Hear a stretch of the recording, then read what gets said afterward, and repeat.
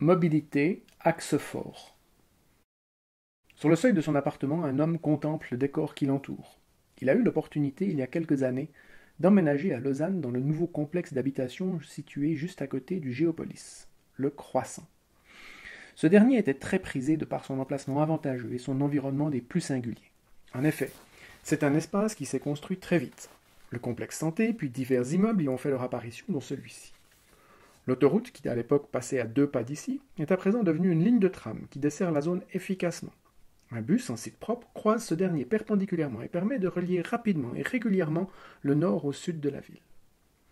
Malgré ce décor qui semble bruyant et minéral, il est en réalité très agréable. Tout un système de parcs et de passages réservé entièrement à la mobilité douce a été mis en place pour rendre cet espace convivial et attrayant, faisant disparaître dans un foisonnement de couleurs de la flore locale les bâtiments densifiant la zone.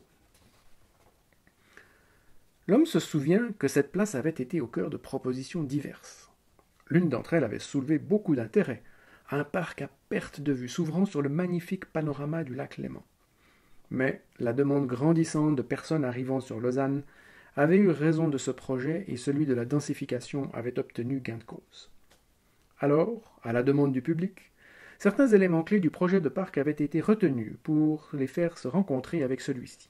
Ainsi, la Broye, anciennement canalisée, se love aujourd'hui au centre de ce complexe, offrant un parc à la ville, une bouffée d'air et un contact rapproché à l'eau qui semble si inconnu aux grandes villes. Sortant de sa rêverie, il se met en marche. Cela ferait vraiment mauvaise façon d'arriver en retard aujourd'hui. Il longe la rivière et suit le parcours bordé d'arbres qu'il fait régulièrement, le menant au bus qui le portera au travail. Comme une fourmilière en pleine action, la majorité des autres habitants se dirigent aussi vers l'arrêt de bus ou de tram. Heureusement que la conscience écologique des personnes s'est réveillée au cours des dernières années. Ils n'osent même pas imaginer si toutes ces personnes avaient pris leur voiture pour se rendre au travail. Arrivé à la station, il attend tout au plus 5 minutes et peut sauter dans son bus. Le trajet n'est pas long. Après quelques arrêts, il est déjà sur son lieu de travail, se mêlant aux centaines d'autres personnes s'y rendant aussi.